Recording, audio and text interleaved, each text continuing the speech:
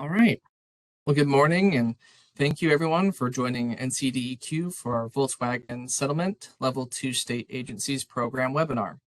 I'm Stephen Rice, an environmental specialist for the Division of Air Quality and the Level 2 Program Manager, and I'm joined by additional DAQ staff who manage other aspects of the Volkswagen settlement, plus some special guests that I will talk about in just a moment. A few housekeeping rules before we get started. All attendees will be muted during today's webinar. Questions can be submitted in the Q&A box and will be addressed during the question and answer time if not covered in the presentation. The raise hand feature will be disabled until the question and answer time and will only be considered for those who had called into this webinar by phone. For those calling in by phone, pressing *3 will raise your hand, and pressing *3 again will lower your hand. All other attendees must use the Q&A box to submit their questions. Also, this webinar is being recorded and will be made available on the DAQ Volkswagen website at a later date. And finally, we have 2 hours scheduled to discuss the program and the application process, but if we complete everything and answer all questions with time to spare, we have the option to adjourn early. If we are not able to answer all questions by the end of our time, we will let you know how to get your question to us.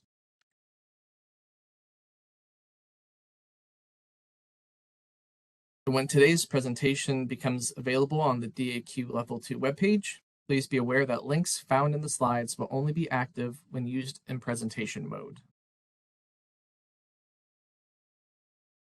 All right, so the webinar agenda. We're going to start today with a simple what to expect slide and then transition to our first guest. Peter Ledford from the Governor's Office is joining NCDEQ today to talk about the priority of electric vehicles and state government.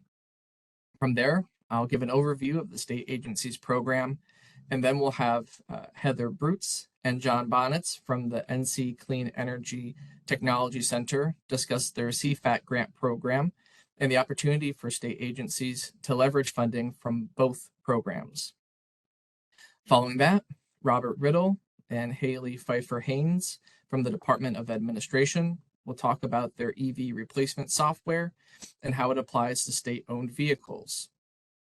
Following that, I'll talk about the application process, provide a slide-based grant management system demo, go over application scoring, provide a summary and closing information, and that will then go into our time for questions and answers.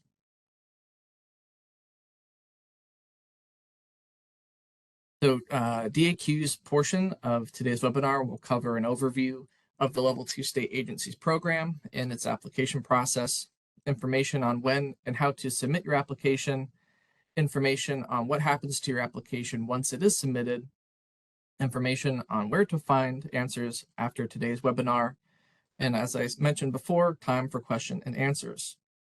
I would like to remind attendees that this is not a public forum for comments on the implementation of the Volkswagen settlement.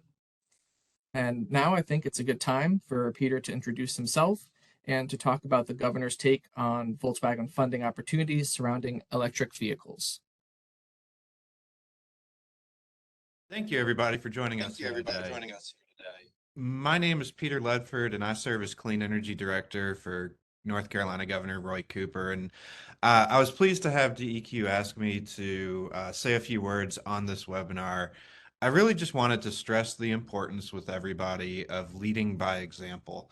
North Carolina state government is in an interesting position where we are able to show the citizens of our state what we can do in terms of vehicle electrification, in terms of other clean energy adoption and policies.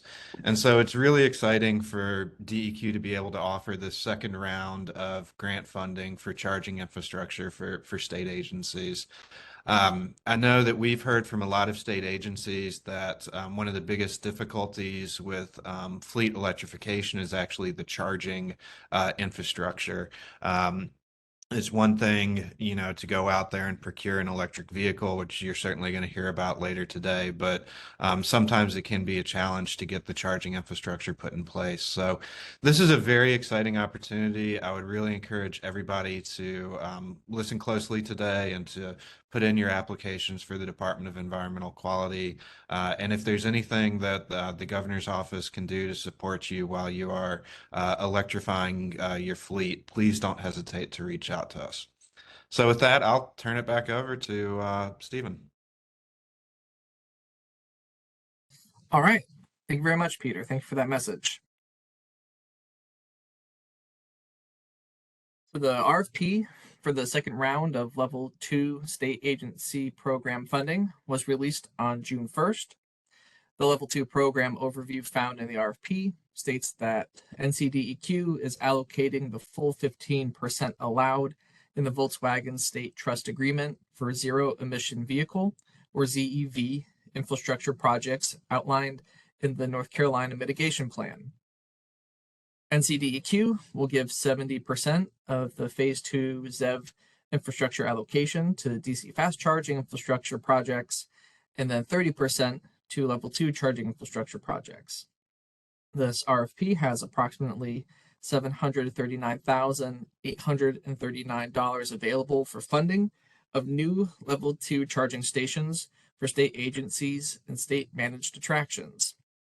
The primary goal is to increase use of ZEVs in place of gas-powered cars to mitigate nitrogen oxides, particulate matter, and greenhouse gas emissions in the state.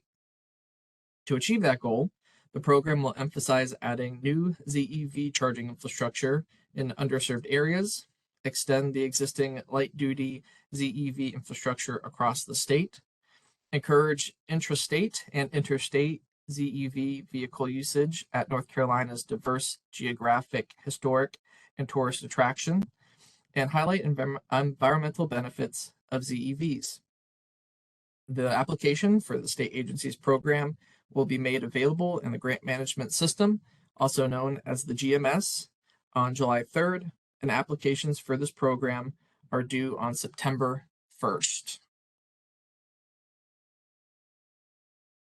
The state agencies program will assist interested state agencies and state-maintained attractions in applying for funds to install light-duty ZEV Level 2 charging infrastructure, as described in the North Carolina Volkswagen Mitigation Plan. In the first round of state agency Level 2 funding, NCDEQ awarded all $1,009,684 that were made available. And this was distributed between 25 eligible applications. There was plenty of interest among applicants who were not awarded for another opportunity. So after a year of accepting applications for 3 other Level 2 first come, first served programs, we pooled the remaining money from those programs with remaining money from the DC Fast program, and we are now able to offer the second round of funding for state agencies. There aren't many program changes between the 2 rounds of funding, and something that hasn't changed that I want to mention right off the bat is that just like for all Volkswagen programs, this Level 2 program is a reimbursement program. That means applicants must be willing and able to purchase and install Level 2 charging equipment using their own funds. So with this table, we see the available funding from both rounds of the state agency's program. As I just mentioned, all of round 1 was awarded in the form of contracts between 25 projects, but round 2, again, has approximately $739,839 available for funding of new Level 2 charging stations for, again, state agencies and state-managed attractions. So this program is designed for and limited to North Carolina state government agencies and state-maintained attractions. I feel like I've said that a dozen times already, but just want to emphasize that that is the target audience. In the RFP, government is defined as North Carolina state government agencies, institutions, or attractions supported by state funds. Please note that state agencies are subject to using contractors who are approved on the Department of Administration's statewide term contract 691A, which pertains to electric vehicle charging station equipment, accessory installation, and infrastructure. Also, project applications can be submitted by public-private partnerships, where the lead applicant represents a state agency or state-maintained attraction. And for more information and for the details on who qualifies under the term state government, you can find that information in the RFP. So the RFP identifies 4 location types that are eligible for level 2 ZEV charging infrastructure. These types are state government owned property, state government leased property, state parks, and state museums, amongst other state maintained attractions. If the state government property is leased, it must have at least 5 years remaining on that lease from the date of the project contract execution, and the property site owner must provide approval for the project. The type of access and the type of charger used in these projects will determine the maximum percentage of total project cost reimbursement. If a project offers public access and networked chargers, it can be reimbursed up to 100% of the project cost. If a project offers public access but uses a non-network charger, it can be reimbursed up to 80% of eligible project costs. And if a project is not publicly accessible and also is not a networked charger, it can be reimbursed up to 60% of eligible project costs. Please be aware that multiple project types cannot be incorporated into a single application, and that public access chargers must be accessible to the general public during site or attraction business hours. And this can be without any type of restriction. If you're applying for a public access project, you must attest to the requirement in the project details of the application or attach proof of this to the application. Like all Volkswagen programs, there are several project requirements that should be considered before you apply for funding.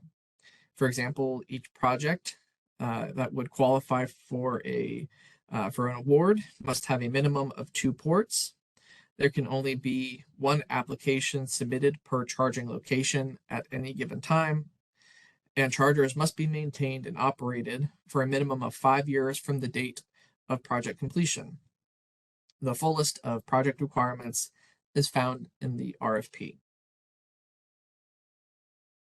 And there are also a number of site requirements for state agency projects. I mentioned earlier about how an applicant needs a letter of approval from the landowner if the agency is not on state approved land.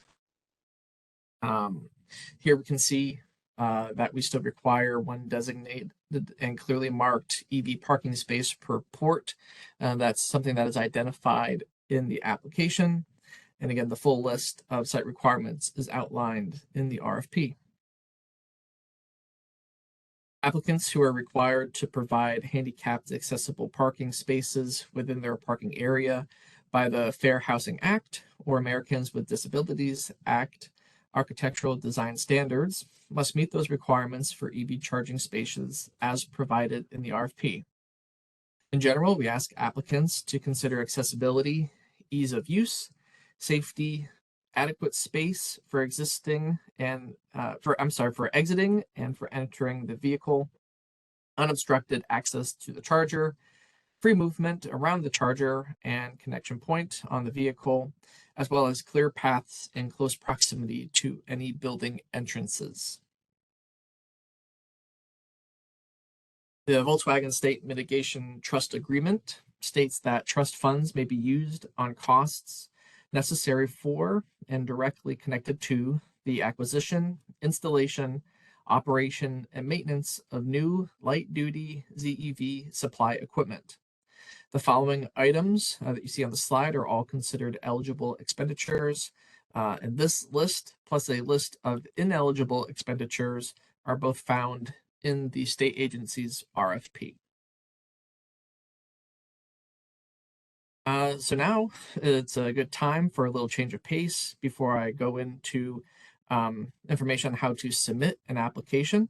As I mentioned before, Heather Brutes and John Bonnets from the NC Clean Energy Center are with us today to talk about the CFAT grant program and how state agencies can leverage funds from that program and from the Volkswagen program.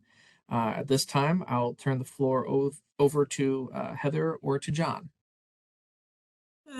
My name is Heather Brutz. I'm the program director for the transportation team here at the North Carolina Clean Energy Technology Center.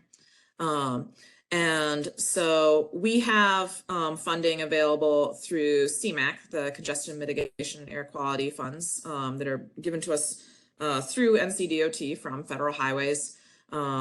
And we run a grant program, and among the eligible technologies is EV charging infrastructure. We anticipate putting out the RFP for the next round of our funding sometime in July or August. And did want to just let you know that you can apply for both our funds and for the VW funds. We invite folks from DAQ to sit on our selection committee, so there will be transparency. We'll know who has applied for these when we're selecting grants. And you are able to stack both your VW awards and your CFAT award. So, for example, if there is a minimum of a 20% cost share requirement for the CFAT awards, you can go and use a VW money to go and cover that 20% because it's not federal funding. And so if you want to be added to our distribution list to be notified when our RFP comes out, you can email the email listed here. So cfat_grants@ncsu.edu with the subject subscribe. Also, if you have any further questions about our RFP or our grant program, you can email that same email address. Additionally, we will have some panels on available federal funding and innovative financing at the 2023 Sustainable Fleet Technology Conference, August 14th through 16th at the Raleigh Convention Center. And the website for that is www.sustainablefleetexpo.com. We did just recently learn that there is a sponsor who is interested in sponsoring public agencies in North Carolina to attend the conference at a reduced rate. You can email, I didn't put my email here. You can email the CFAT grants email and ask for more information about that. I also will put, if I'm able to, I'll try and put my personal, or not my work email into the chat, and you can go email me there. And I can send you the code that we're sending. So we are receiving a sponsorship that will allow public agencies in North Carolina to register for the conference for $100 per person. So that's a significant discount. So I'll put my email in the chat if anyone has any questions about that, or you can email the CFAT grants email. I get that as well. So thank you. Wonderful. Thank you, Heather, for that information. I'm sure people attending and people that will listen to this webinar in the future, hearing that there's possibly a way to make up the difference in one funding opportunity with another funding opportunity, could certainly maybe get some projects going from the planning phase to the actual implementation phase. So again, thank you for that information. I think we were also we invited Robert Riddle and Haley Pfeiffer Haynes from the Department of Administration. They would talk about their EV replacement report and how it lets agencies know if they are good candidates for an electric vehicle replacement.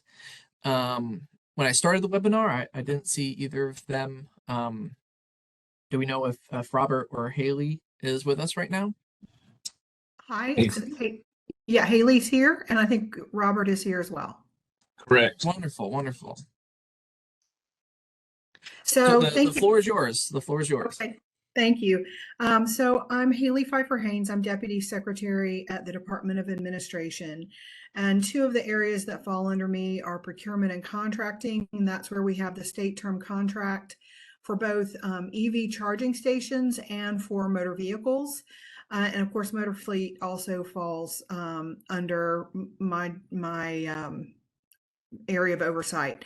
What I wanted to update you about is we are preparing new state term contracts for both EV charging stations and motor fleet vehicles, or not just any kind of motor vehicle, passenger motor vehicle for the state. And we are really seeking to include as many solutions as there are out there that are reliable and can meet the needs of agencies. As you may be aware, that there is evolving technology around these things. And so we are trying to be mindful of providing as many opportunities for new technologies to be able to be available to our agencies. In terms of motor fleet and the vehicles that we are seeking to provide, new models are coming out all the time with EVs. And so we have structured our state term contract that as those become available, we're able to add them on without having to go out to bid for a whole new state term contract. And so we're going to continue to add EVs to our availability. One of the things that we're very focused on is trying to get a sedan EV. We've had the Chevy Bolt, which is going out of production as one of the main choices that we have had for EVs, and that has limitations in terms of size. And so we want to provide some vehicles that are a bit larger that can meet the needs of agencies. And we're waiting for the market to sort of catch up with us. And we think that they are. So I'm going to turn it over to Robert Riddle for him to talk a little bit more about our the list that we provide in terms of replacement of vehicles and how we help you identify where you might have a good vehicle that could be replaced with an EV.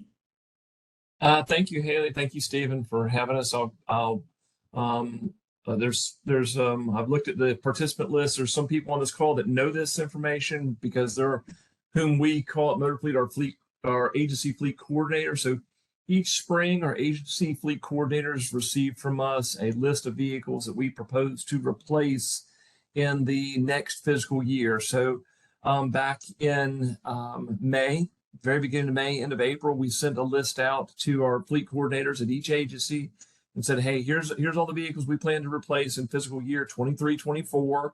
And we want to get that list in those agencies' hands and have them review it and approve it and get it back to us so we can place orders when the orders windows open this summer and into this fall. And on that replacement list that we sent out, like if you're I'll not to pick on anybody or call anybody out, but I saw DHHS is on this call. They have a lot of vehicles. We would have noted on that replacement list the vehicles that we identified as suitable for replacing with an EV. And so we send them that list, and we recommend an EV. And in this case, when we sent that out in April, recommended the Chevy Bolt, which Haley just said we found out shortly after we sent out the replacement list that Chevy Bolt's not going to be available. And so we are looking for an ideal candidate for kind of the sedan vehicle that would be an ideal fleet EV. But nonetheless, the candidates we recommended, regardless of whether we have the perfect EV on contract or not, it will get there.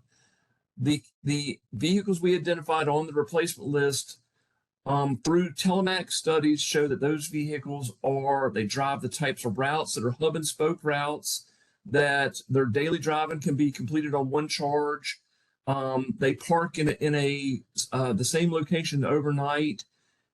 If we replaced it with an EV, and at that time we were looking at the Chevy Bolt, there'd be a substantial savings to the state over the life of that vehicle.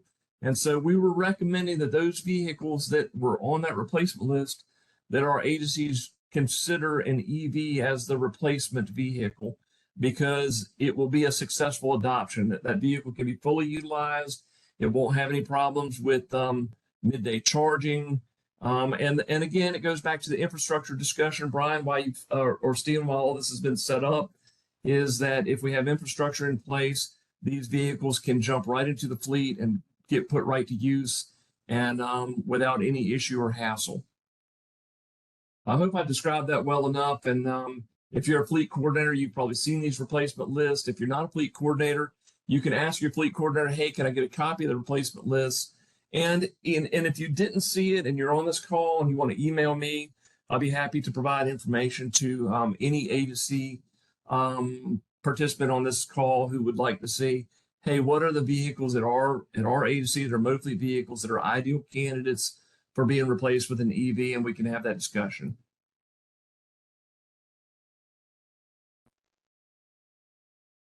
Yeah, excellent, excellent. Again, Robert, thank you for that information. And again, I want to thank Heather and John before our guests, if they have to leave early, want to make sure that DEQ certainly appreciates your involvement today, and the help that you'll provide going forward. And you're right. What I tell people, Robert, is the electric vehicle, the environment is kind of like a chicken and the egg conversation, and who knows and who wants to kind of take that first step to usher in the ease for the second step, the charging station or the electric vehicle. And I think Volkswagen has been a good opportunity for people to not feel as much risk with that first step, and eventually takes us in the direction that we know the state wants to go, and that the public would want to go and utilize as well.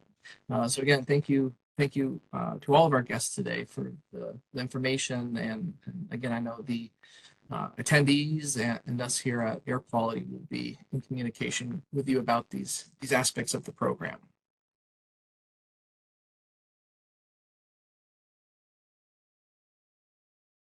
Okay, so now that we've heard those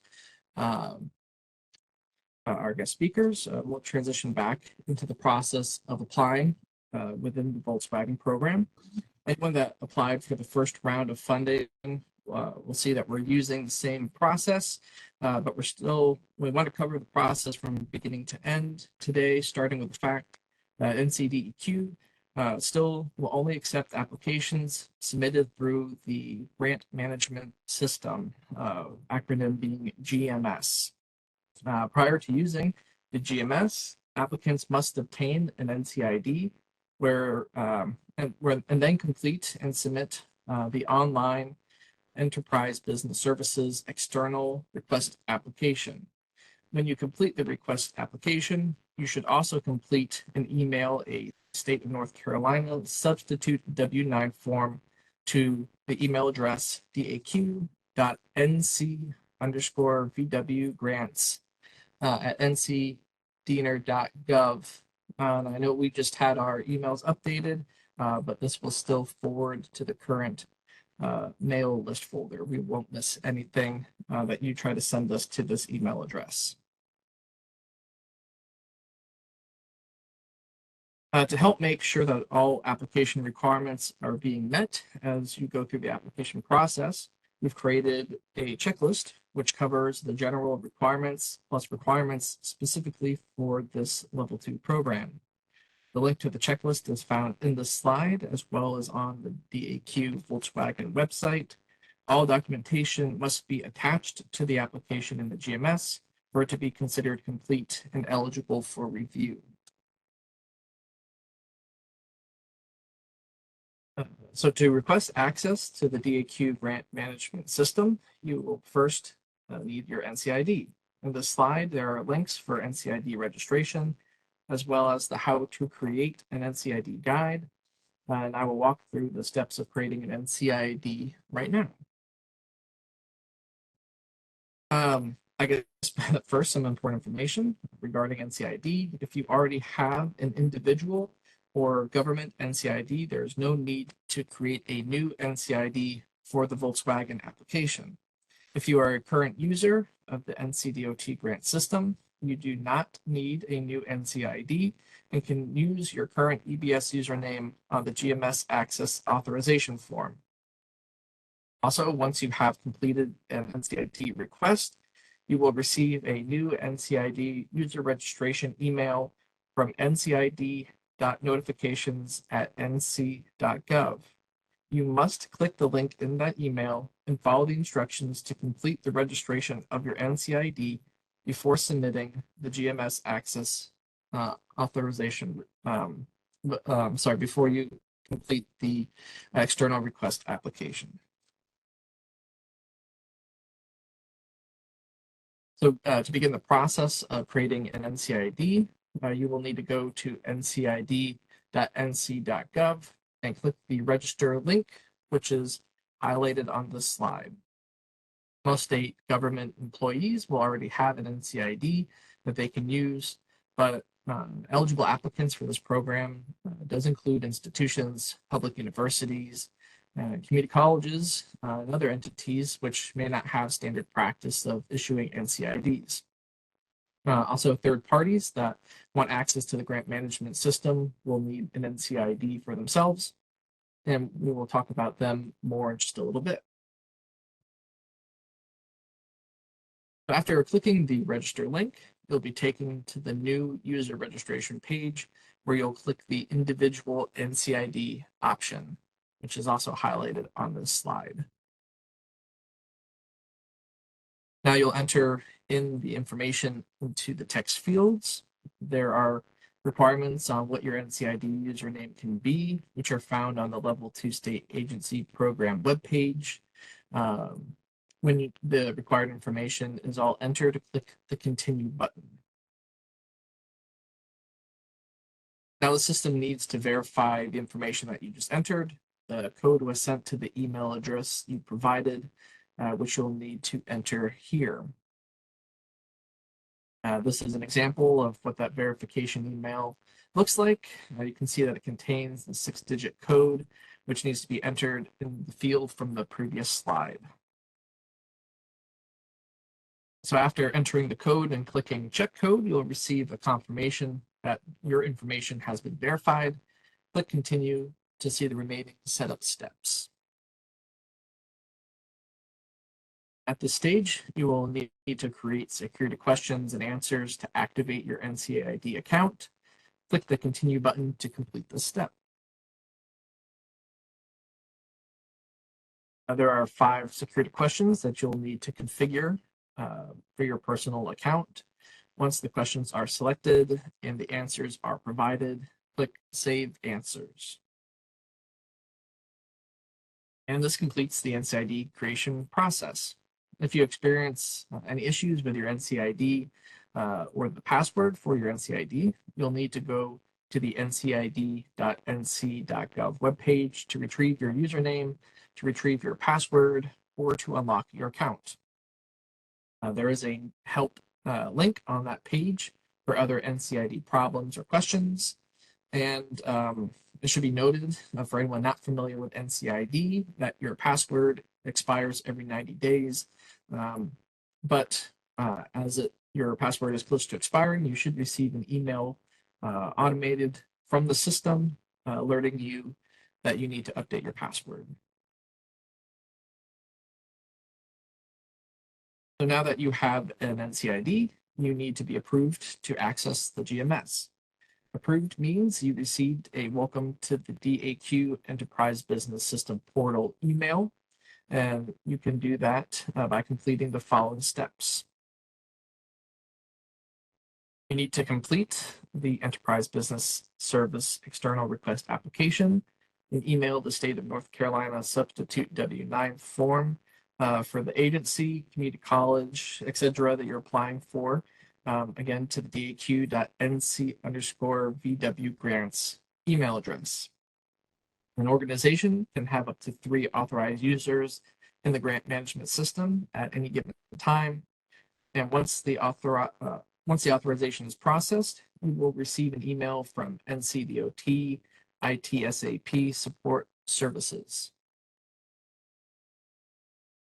Here we see the first part of the state of North Carolina substitute W-9 form. This form allows DAQ to set up an organization with new GMS users in the North Carolina accounting system in order to receive reimbursement payments. For all new grant management system users, we encourage you to submit the EBS application and the W-9 form as soon as possible. We also encourage you to fill in all documents electronically versus by hand.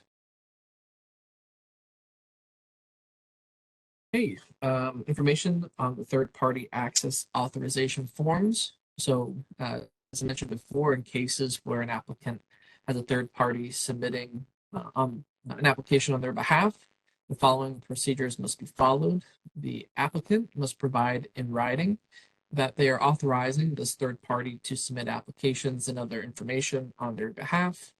And the third party will need to obtain their own NCID and submit an DAQ access authorization request application with the applicant's organization address information and the third party's phone number and email address. So all of this helps link the third party to the applying government entity or government organization. And that way we know that when we receive an application that both parties are aware of the process and that we are approving of that process. So now we've come to the grant management system overview and demo, where I will tell you how to use the grant management system, the tutorials that it offers, and how to submit an application. This slide has links to the GMS portal, the GMS guides, and a sample application found on the state agency's website. What you see on the right side of the screen is what the web page looks like, where you enter your NCID username and password in order to log in to the grant management system. After logging into the grant management system, you'll see a Division of Air Quality Grants tile in your partner applications list. After clicking this tile, you'll be taken to your grant management system homepage. On your grant management system homepage, you can find the link to the DAQ training library, as well as links to create, view, and edit applications. You can see on the slide the arrow pointing to create new application. So we're going to continue on as if we've clicked it. And I'll just state now, the reason that we're not having a live demo is because the application is not set to be live right now. The link for the application is not active, and it will be active, like we said, on July 3rd.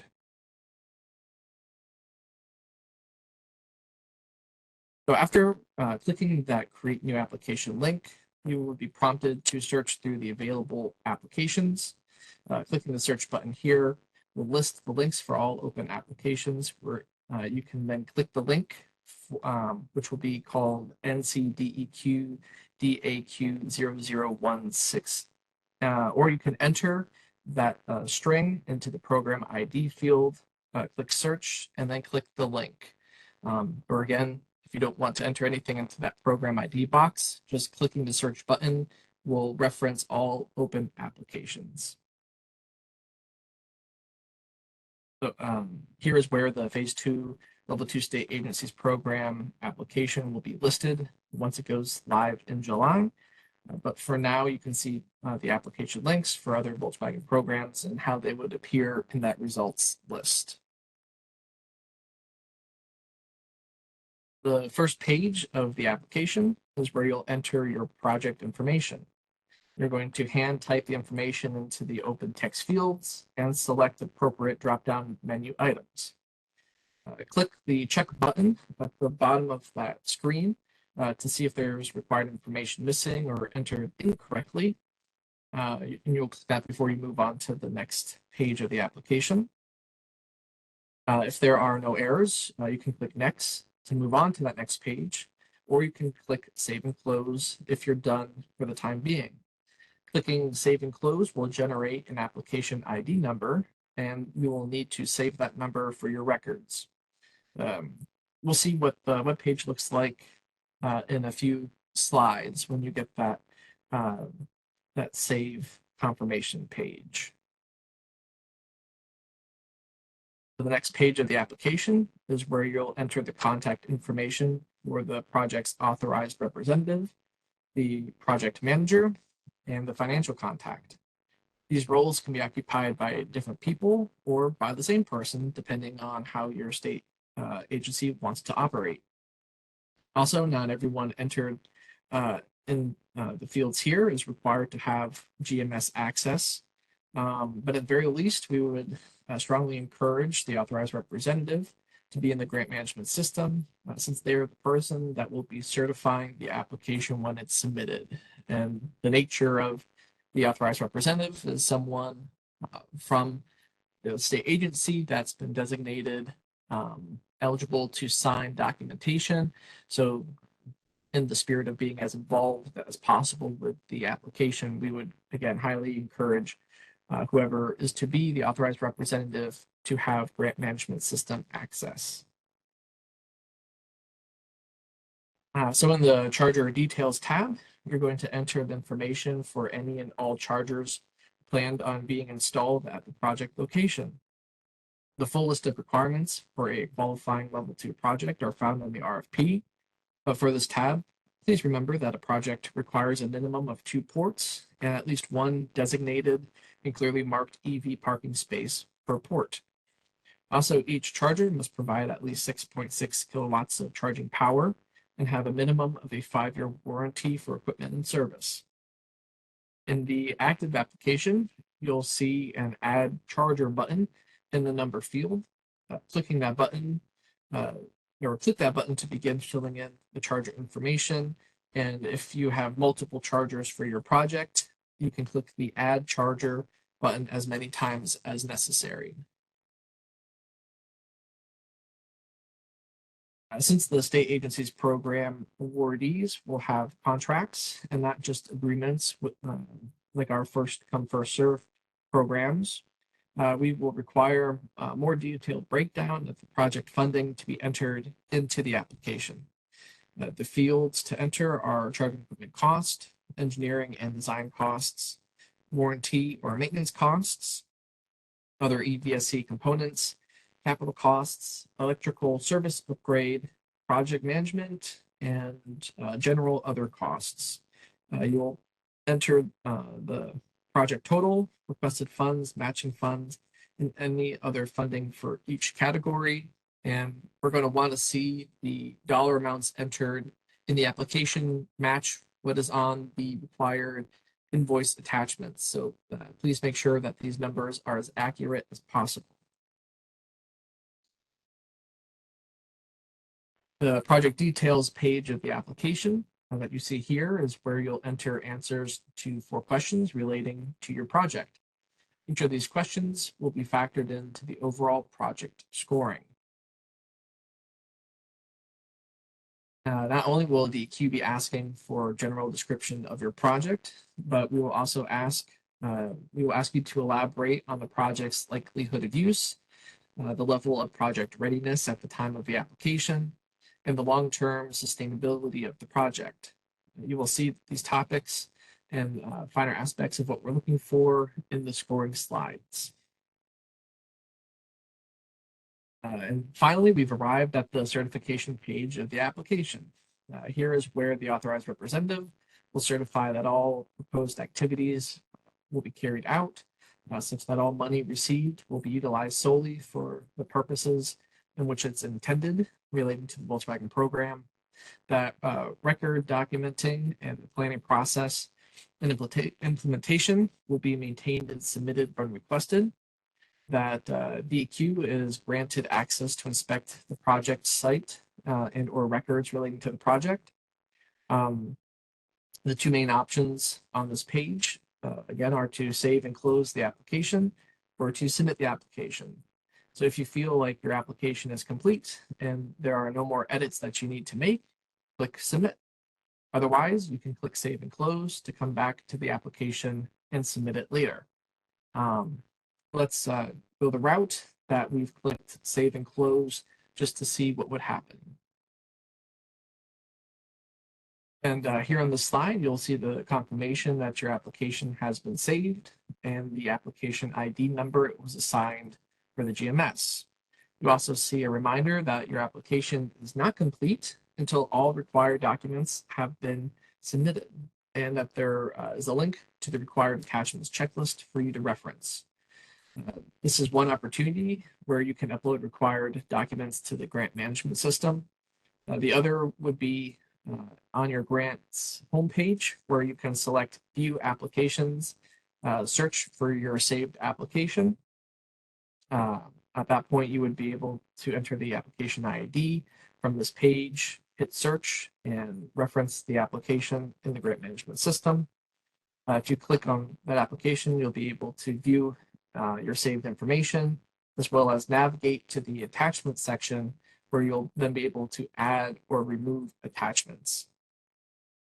So now, if you really did start an application and opted to save before submitting, let's go through the process of how you would edit the application with a tutorial found in the Grant Management System training library. So what I'm going to do.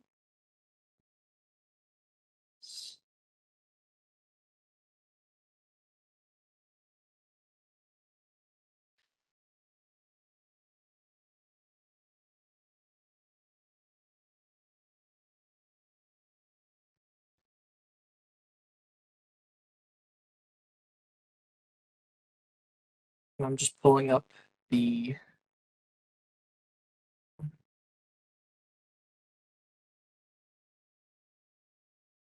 here we are. So the grant management system homepage, again, this is where you'll enter your NCID and the password for your NCID.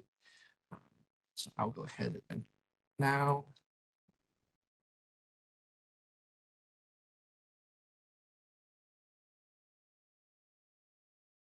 Again, we see our partner application list with the Division of Air Quality Grants.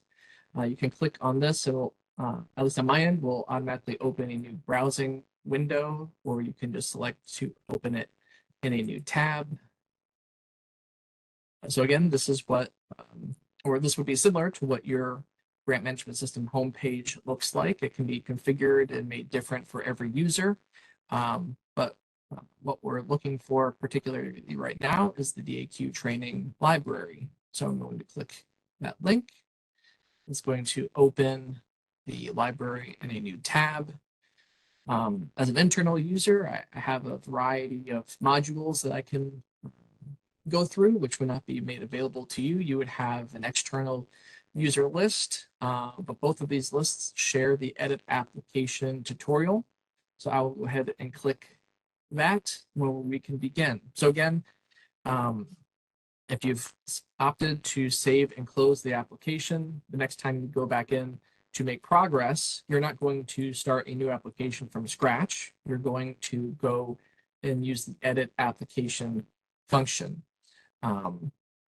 Also, when you're ready to submit a saved application, the only way you can click the submit button is through the edit application function.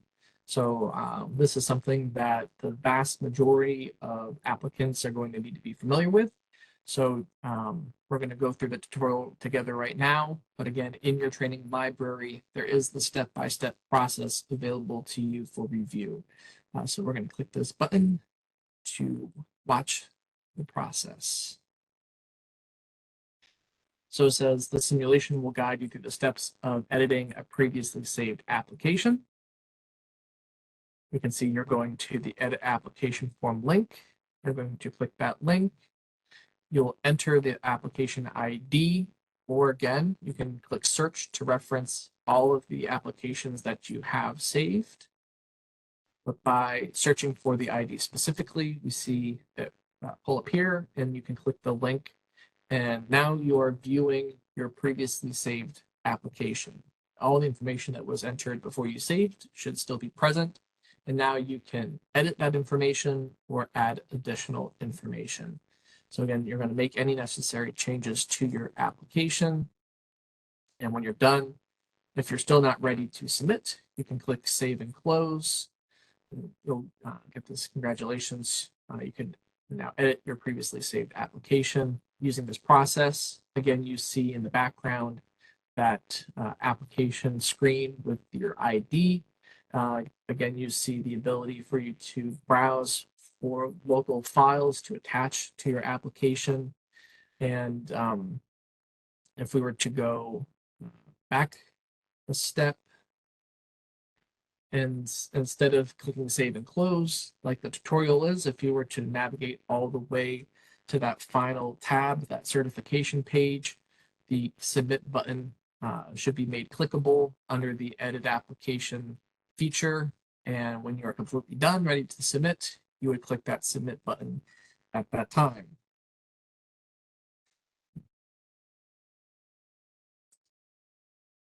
Just to make sure we've covered it all the way. Yep, so that was the complete tutorial on editing an application. There's a variety of other tutorials here, and we really encourage you to explore the tutorials and to explore the GMS once you get access.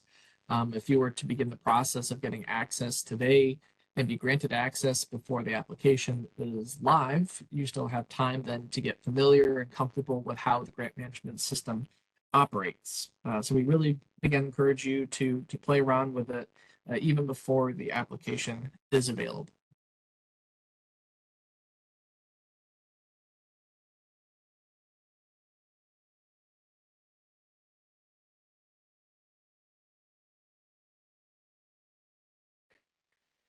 Okay, so some tips and some things to know in general when it comes to this program. Please do not wait until the last week to submit a grant management system access or to apply for an award. Just the nature of the program and with how many people were interested in the first round, where all money ended up being awarded. We really encourage you to do things sooner rather than later. So please, please, please do not wait to the last week to begin this process. The budget information should be as accurate as possible. Again, we want to see that the information entered into that funding table matches the invoices that are going to be required as attachments to the application. So please be as clear and as accurate as possible. DEQ reserves the right to partially fund awarded projects. The decisions at the end of the day on who gets awards and who does not comes to the grant selection committee. The selection committee did partially fund one of the 25 projects awarded in the first round. And at the end of the day, it's their discretion if they believe that's the best course of action. So just be aware that that's a possibility that instead of getting 100% of what you ask for in your application, you get a partial amount, and it is still your right at that point to accept or to decline the award. I think I had said this earlier, but we will not accept paper, scanned, emailed, or faxed applications. All applications need to be submitted in the grant management system to be eligible and to be reviewed. And we will not accept applications after the due date, which again is September 1st. Do not sign any agreements with vendors or start any work until a contract is fully executed. All of these projects need to be started from the ground up after that contract is fully executed. So please, no payments, no form of agreements with vendors or starting work of any kind. And an application award letter is not considered a fully executed contract. So if your project is to be awarded, you will be notified via an award letter. That is not the starting point of your project. The fully executed contract being in hand between your agency or your college and NCDEQ, that is the point that you can begin your project. So before the demo, we had mentioned in the project details page of the application that the questions there will be used to score the application. There will be 115 total points between 8 categories, where some categories are project dependent and some are location dependent. So we're going to go over these 8 categories, starting with cost effectiveness. The cost effectiveness is the amount of Volkswagen funds requested per kilowatt charging rate times the number of charging ports for your project. Projects are ranked, and points are calculated and assigned incrementally based on that rank, from a maximum of 30 points for the most cost-effective project to the least cost-effective project. Information required in the application will be used to calculate cost effectiveness. So again, please make sure that the information is present and as accurate as possible. So the next aspect of your application, which receives a score, is the likelihood of use question from the project details page. Here you will describe the significant needs for your charging stations and provide the results of an employee survey, which gauge interests for the charging stations in order to receive the full 10 points available. It would be best to attach any kind of survey results to the application. And again, to receive points, this is part of the project details questions page. Also in the project details page, there's the question regarding project readiness. The project readiness is worth a total of 10 points and boils down to what extent are the key participants in the project identified and committed to beginning the project. If the site has already been identified, if the site is ready for construction, or if there's a viable make-ready plan in place. How soon does the applicant propose to install and to make the station operational? And is the proposed timeline sensible and likely to be met? Again, we recommend attaching any supporting documentation to your application, and anything that would help paint a picture of the timeline of how soon this project can be complete. The last scored question from the project details tab of the application, or page of that application, is about the long-term sustainability for the project. So when you're answering this question, you'll need to describe your internal workplace charging management policy, this policy that governs access, security, usage, and other issues related to the charger and to the project. You'll be describing that policy, how it covers the specified topics, plus attaching the policy itself. And in doing so, you can earn the maximum of 10 points for this criteria.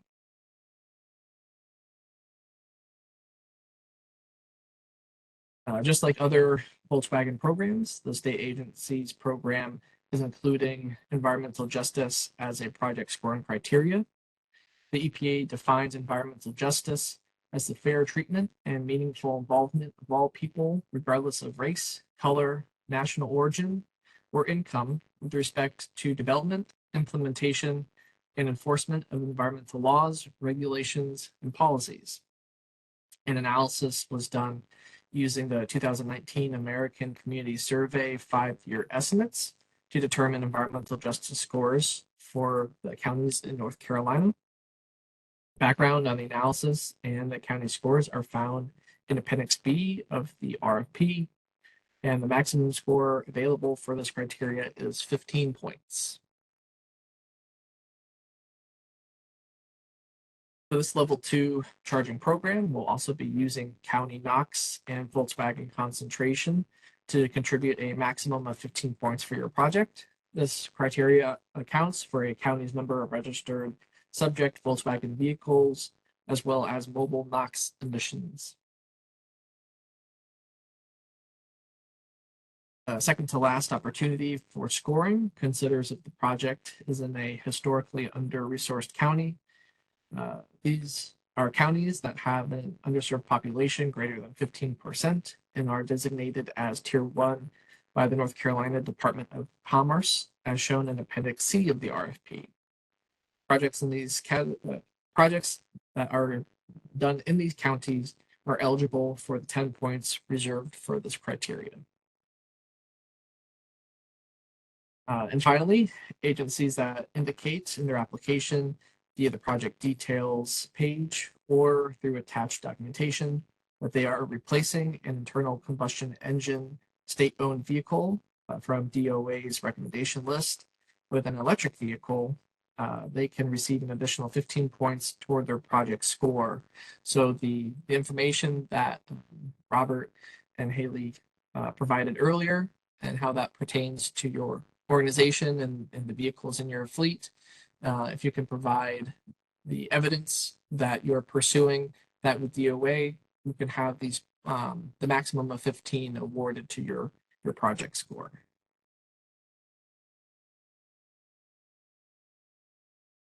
So the perfect application can score 115 points over the 8 different scoring categories. But even if you can't get a perfect score, please don't let that stop you from applying.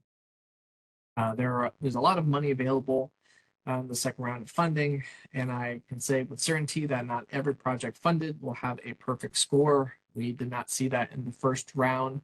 We are not expecting to see that in the second round. Applicants selected for funding shall have 2 years to complete their project from the date of signed executed contract with NCDEQ. If the project has not been completed in that time, the awardee will need to request a contract extension from DEQ. And just like for all other Volkswagen programs, there will be quarterly, annual, and final project reporting requirements on all awarded projects. The information here is on this slide. It's also in the RFP. I try to do my best on alerting awardees on when they're coming up to the time that these reports are needed to be submitted. But quarterly reports are 4 reports a year up to the point that the project is complete. The final project report would be submitted with your claim for reimbursement. And then after that, we would just require 1 summary report a year for the 5-year period after the installation of the chargers. So again, relatively simple, straightforward reporting requirement. And like I said, I try to send out emails letting people know that you have this report due in the near future. DEQ staff will perform site visits for all project sites to verify the installation and operation of the project charging stations prior to the approval of a reimbursement claim. Staff must be granted access to the charging site, even for non-public projects. All right, so in closing, the application for the state agencies program will be available in the grant management system on July 3rd, and applications for this program are due September 1st. Between now and September 1st, there is an example level 2 application found on the state agency's webpage, which you can review and use as a reference tool. Again, if you are granted access to the grant management system before September 1st, there are tutorials and aspects to the online portal, which you can explore and get familiar with before the application goes live. And again, please do not wait to the last minute to gain access to the grant management system. Here we see a timeline for the state agency program.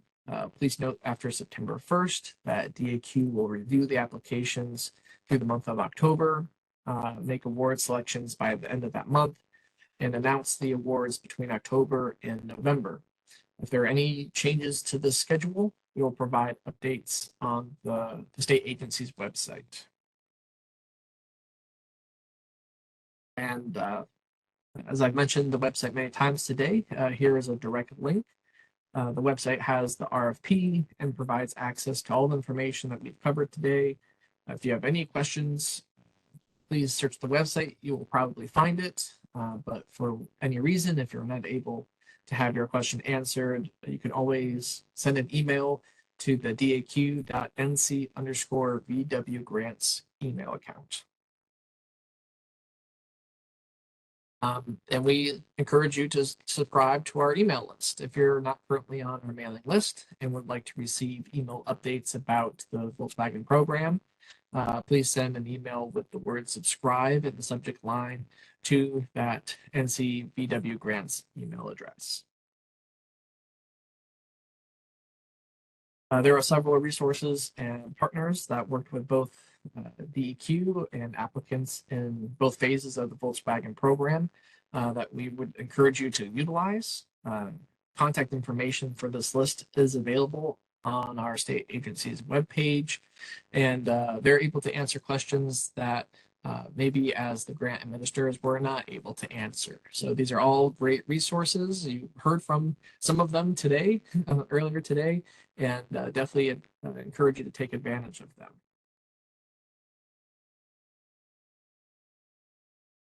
Here are the Volkswagen program contacts. Again, I'm Stephen Rice, an environmental specialist with the Division of Air Quality and the Level 2 program manager. Brian Phillips, who is on today, is our Mobile Sources Compliance Branch Supervisor and the Mitigation Plan Manager. And then we have Robin Barrows, who is on as well, the Allied Program Supervisor, and she does a great job assisting us with Volkswagen outreach. So that concludes the information part of today's webinar. Now we'll address the questions collected in the Q&A box. Our host will attempt to enable the raise hand feature for those who called into the webinar by phone. And pressing *3 will raise your hand, and pressing *3 again will lower your hand. That will help indicate for those calling in that you have a question. All other attendees must use the Q&A box to submit their questions. And again, I'd like to remind attendees today that this is not an opportunity to comment on how the program is being implemented, but the questions should pertain to the Level 2 program and aspects of the application. So I know we had a couple people collecting questions. Robin or Melanie, if there are questions, I'm ready for them. Great, Stephen. Thank you for that excellent presentation. I'm Robin Barrows. I am the outreach coordinator for the VW program. And we do have a few questions in the chat. So I will just start. Carolyn is asking, or is noted that they already have 3 authorized people in the grant management system, and she was told that it was not okay to sign in as somebody else, but she wasn't sure how to handle being able to get access to the system. Sure. Yes. Each organization is supposed to have a maximum of 3 users. And again, the NCID used to log into the grant management system is supposed to be unique to you, your own personal NCID. And as you said, you're not supposed to share. So in the event that you're already in the system, but a new person needs to be added, the way to go about adding someone new is by removing someone that is currently in the grant management system. So you would need to send us a request just to let us know who to remove. We could pass that information on. Since DAQ does not manage the grant management system, that's just information that we would have to pass on, and that would open up a slot for someone new. Once that slot is open, the new employee that wants the grant management system access would be able then to request that. Excellent, thank you. We have a couple of questions from Zach Lang, so I'm going to combine them. His first question is, if they received funding in the first round, are they eligible to apply for the second round? As long as your first round project has met the reporting requirements, that you're up to date with all the required reports, which at this point would just be the quarterly. We don't have a completed state agencies round 1 project yet. There's nothing in this second RFP that would exclude anyone that was awarded in the first round. I think that kind of follows the logic that there were agencies that received multiple project awards in the first round. And that's again because each individual site needs its own individual application. But again, to come back to your question specifically, there should be nothing excluding an agency, someone that was applied and awarded a round one project from applying and being awarded a round two project outside of the reporting requirements. Excellent, thank you. And I apologize, it was a different Zach who asked a different question, so I'm going to hold on that one because there's a couple in front of him. Beth Green asks if community colleges are eligible to apply. Yes, community colleges are in the RFP listed as government, state government under that umbrella. Any organization that receives state level funding should be listed on or with that criteria in the RFP. But yes, we had in round one, community colleges awarded, and we would anticipate the ability to do the same for round two. Fabulous. Zach Friedlander is asking if there's a maximum number of applications that a institution can apply for. And he also wants to know the maximum amount of funding awarded per project. Sure. There's no maximum to how many applications an organization can submit. Something I don't know if I covered specifically or not should be that in the grant management system, in the application that's being submitted, the designated organization of the person applying is the organization responsible for paying for the project. So that's maybe partially related, but again, the idea is if you are submitting 25 applications all for the same entity, that entity is expected to be the ones paying for those projects. The reimbursement would be made to that entity, and then that entity would also be the one with ownership of those chargers once the project is reimbursed. But no, there is no maximum to how many applications can be submitted per organization, per entity. And then for the award amount maximum, again, there is no maximum. Being a program that goes to contract versus an agreement, like our first come first serve programs, a contract can be for any large sum of money. But I will just again make a note that one of the biggest score criteria are the cost effectiveness. So projects, they inherently have a cost to them, and some of them are large costs, but we're going to want to see these large cost projects kind of come with multiple charging points. So again, just keep the cost effectiveness in mind when you are calculating how much you are asking for in an application, but there is technically no limit to how much you can ask for in an application. Thank you, Stephen. Presently, we have no additional questions in the chat. Just as a reminder, if you are on the phone and you would like to raise your hand, you can hit *3 and that will raise your hand and we will unmute you.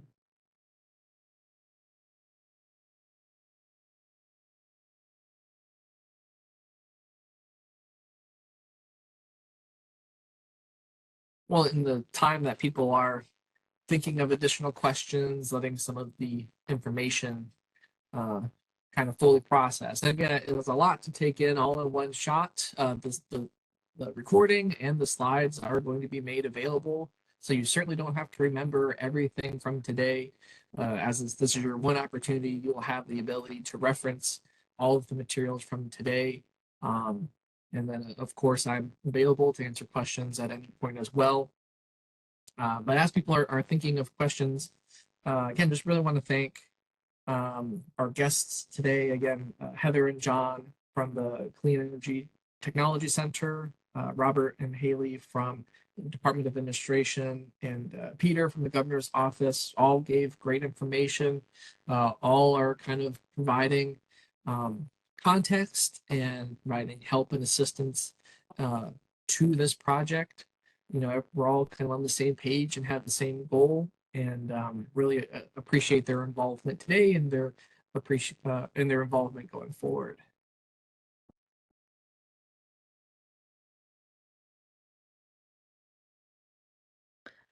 We have a additional question from John. He's asking if there are additional extra points or considerations given to projects that include innovative technologies such as managed charging. Well, the managed charging, I think, falls under the category of okay, smart chargers or networked chargers.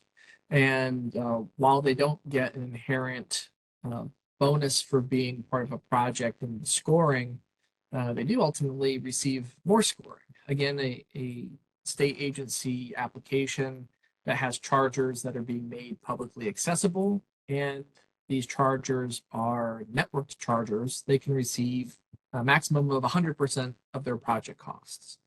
On the other end of the spectrum, if the chargers for a project are not publicly accessible and then are also not smart or networked chargers, they can receive only a maximum of 60%.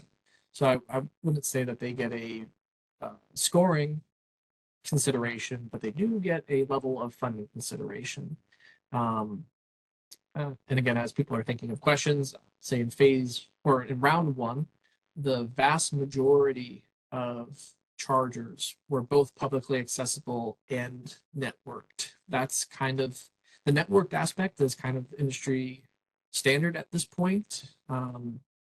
For any entity that wants to collect or implement a fee and collect payments, I'm pretty sure that's a requirement nowadays to be a smart network charger to some extent. But again, when it comes to managing your input and your output and just being able to kind of see everything from a portal and having control, there are definitely advantages to that network charger that non-network just don't have. Fabulous. I am not seeing any more questions presently. Again, if you're on the phone, you can hit *3 to raise your hand.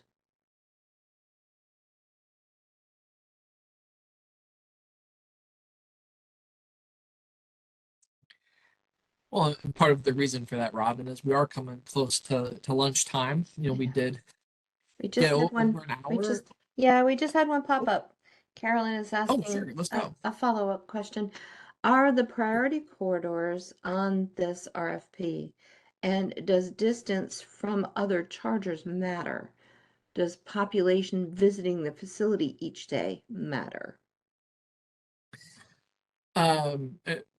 Those three considerations are not applicable to the level 2 program. At least the first two were part of the DC Fast, where that was, you know, part of the scoring. But for these projects, those three considerations are not not in place to prop up projects or to detract from projects. Those are not things that we're specifically looking for when it comes to level 2. Excellent. She has another question. She's very active today. Fabulous, Caroline. We appreciate this. She asks, can items from round 1 applications be reused, or do we need to pay for new site drawings, etc.?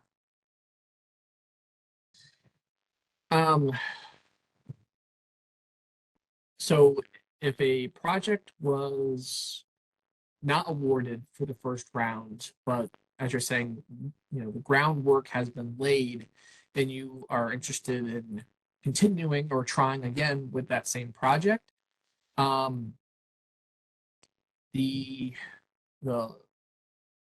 when it comes to like the engineering designs and things of that nature, and the costs behind them, when it comes to reimbursement for eligible project costs, we just need to see, or think projects that are awarded in the second round, the costs need to be after that fully executed date. So I can't tell you that you're not able to use like the engineering mock-ups if they're still valid. But if you were to try to incorporate them into a claim and get the costs for them, if those have already been paid for, if they were paid prior to the fully executed contract for this project, at that point, I don't think that would be part of the reimbursement. But again, if you were coming to the table with a project that hasn't been started outside of some of the early legwork and the planning, you would be fine in submitting an application for that type of project. Excellent. Actually, I think folks are eager to ask their questions now. We had a couple more pop up. Paul Sometimes it asked, takes just a little bit. I know, it's a lot to digest. Sometimes you have to marinate for a minute. Paul asks or says that they're deploying both stationary and mobile solar charging stations. Excellent. And he wants to know if the solar charging stations will be considered or eligible. So when it comes to solar chargers, the way that they can be considered or eligible would be through an exemption from DOA. So I mentioned kind of on the earlier side of the presentation that the purchase of these chargers need to go through the state contract, 691A. And there are limited vendors that are listed on that contract. And we did have projects from the first round try to use chargers that weren't on there. And the ability to even be considered was to receive an exemption from needing to use that state contract. And that needed to be approved and then attached to the application. So there is a pathway of using chargers in general that aren't on the contract. When it comes to solar chargers, I do know for a fact that some of the chargers that were granted the exception would utilize solar charging. There is something that we would need to dig deeper into before approving a project that utilized solar as part of the level two station, just in the way the state the laws and the regulations on electricity generation and distribution. I think back to round one, that was a topic of consideration if we were able to move forward with a solar related charger. None of those solar chargers were part of awarded projects, so we kind of stopped at that point. But before I could officially tell you yes, you would first need that exemption, and then we would also need to confirm that we're following everything the state says when it comes to solar energy and the ability to provide that through a level 2 charger to an electric vehicle. That's exciting. That we can, have those projects. Bob asks, or he mentions that the first round of reimbursements were capped at $5,000 per port or $25,000 per project. Is that still applicable?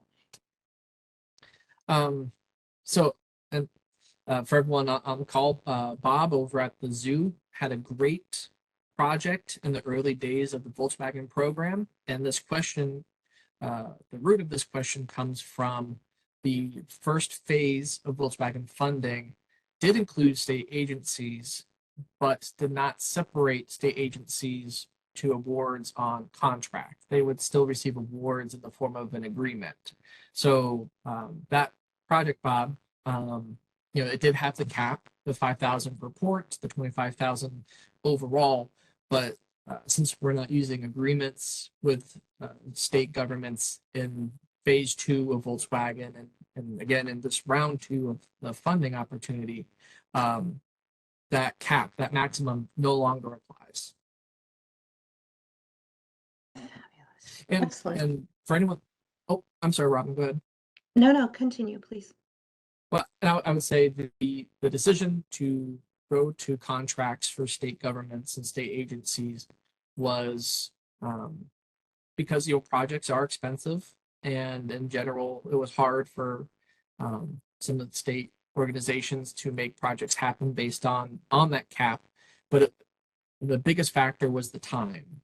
The original phase one timeframe was 180 days to get a project complete, and due to that happening during the pandemic and the vast majority of awardees having some kind of setback in their schedule, we did offer extensions, but we also learned that for state agencies specifically, 180 days and then subsequent extensions, for the most part, were very, very difficult for them to do the project well and to make it successful. So the contract allows the time frame to be longer, since the agreements for the first come first serve programs are still, they have a year and a half.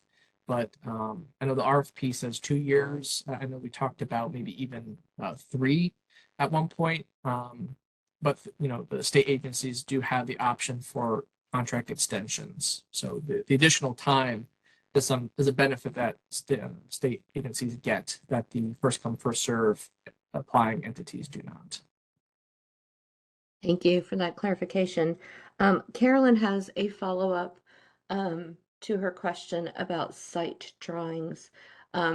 She says she understands that they won't be reimbursed for those existing drawings, but she's just wondering if the site drawings that are a year old but still have are still valid because the site hasn't changed that much. She wants to know if they would be viewed negatively. Since aspects like site drawings and the engineering background that applicants do to determine where a site should go, those aren't directly impacting the score. So it certainly wouldn't be held against you. I just don't have the personal knowledge to say whether or not they're good or not, as in can be used. But if you're saying that you believe that they can be used, there's no harm in using them, and it certainly will not detract anything from your application. Thank you. All right. If you have additional questions, please put them in the chat or in the question and answer section. If you're on the phone, hit *3 to raise your hand. Presently, I don't see any additional questions.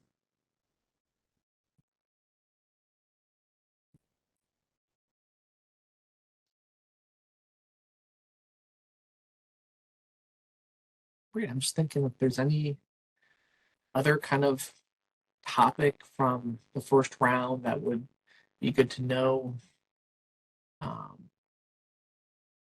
I got one kind of general movement that we've done in phase 2 is encourage anyone that was awarded to complete an electronic vendor form.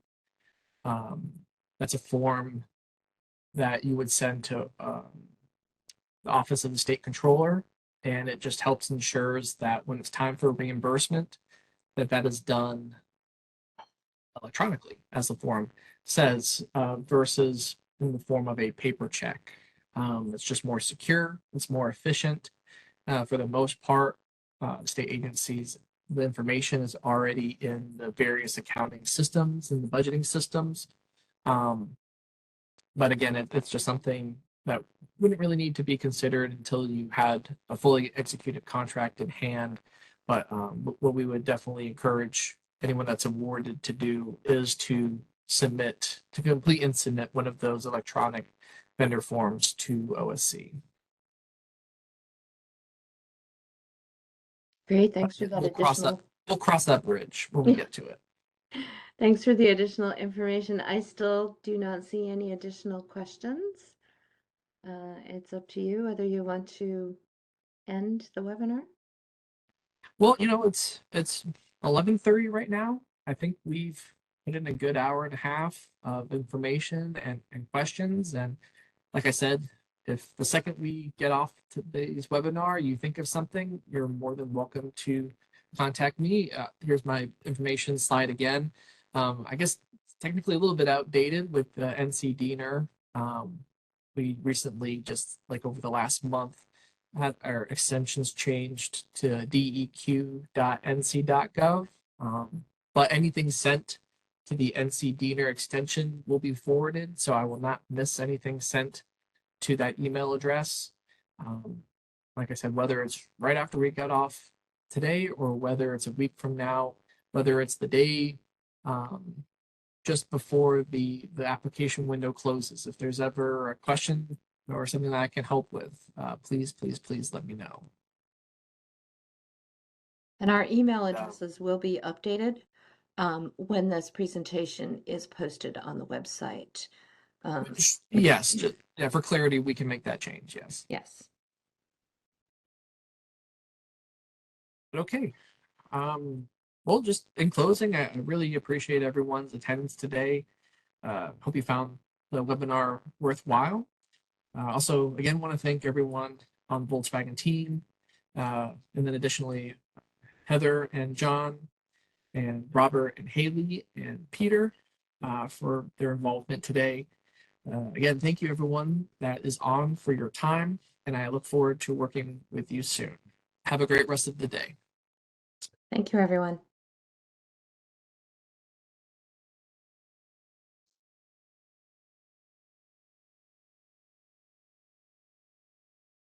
Good job, Stephen.